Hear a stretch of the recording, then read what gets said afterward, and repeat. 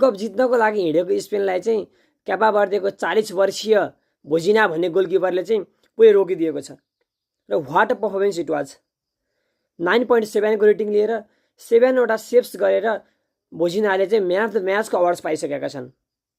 स्पेनबाट भने पुरै poor performance देखिन्थ्यो र स्टार्टिङमा राइटिङमा फेरान टोरेसलाई ल्याउने नै सबभन्दा ठुलो गल्ती थियो। What a poor performance from Ferran Torres and Michael ओयारजाबालको पनि खासै राम्रो गएन र मिडफिल्डमा भने कन्ट्रोल देखिन्थ्यो। पेड्रीको पासिङ एकदम उत्कृष्ट देखिन्थे, रोड्रीको बल कन्ट्रोल उत्कृष्ट देखिन्थ्यो।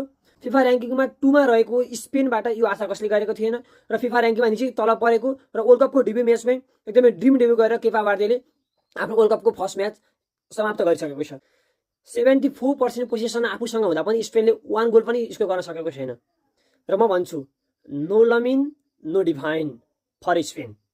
लमिन छैनन्, जादु छैन, लमिन छैनन्, अट्याक छैन, लमिन छैनन्, राइटिङमा खेल्ने कोही छैन र लमिन एबलको एब्सेन्समा राइटिङको सब्स्टिट्युसन स्पेनले खोज्नुपर्ने छ। फेरान टोरेस जस्तो अनएक्सपिरियन्स प्लेयरलाई राइटिङमा राख्दाखेरि न क्रिएटिभिटी देखियो, न पासिङ एबिलिटी देखियो, न गुड फिनिसिङ नै देखियो। 2 बिग चान्सेस